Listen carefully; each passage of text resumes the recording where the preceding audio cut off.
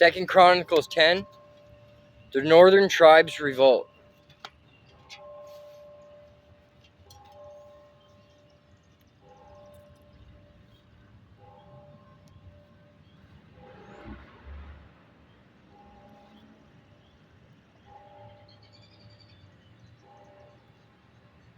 Rehoboam went to Shechem, where all Israel had gathered to make him king.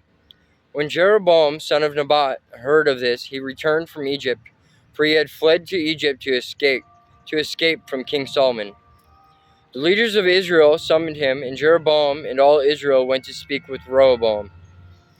Your father was a hard master, they said. Listen to the harsh labor demands and heavy taxes that your father imposes on us. Then we will be your loyal subjects. Rehoboam replied, Come back in 3 days for my answer. So the people went away. Then King Rehoboam discussed the matter with the older men who had counseled his father Solomon. What is your advice, he asked. How should I answer these people? The older counselors replied, If you are good to these people, to do your best to please them and give them a favorable answer, they will always be your loyal subjects. But Rehoboam rejected the advice of the older men and instead asked the opinion of the young men who had grown up with him and were now his advisors. What is your advice, he asked them. How should I answer these people who want me to lighten the burdens imposed by my father?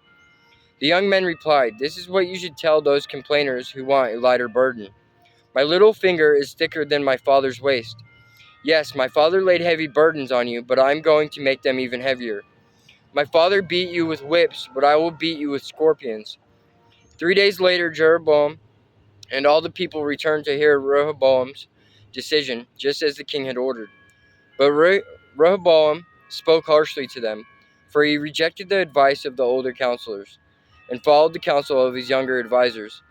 He told the people, My father laid heavy burdens on you, but I am going to make them even heavier. My father beat you with whips, but I will beat you with scorpions. So the king paid no attention to the people.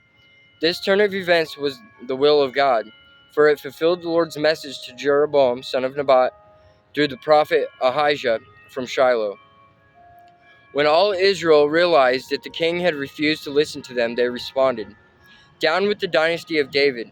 We have no interest in the son of Jesse. Back to your homes, O Israel. Look out for your own house, O David.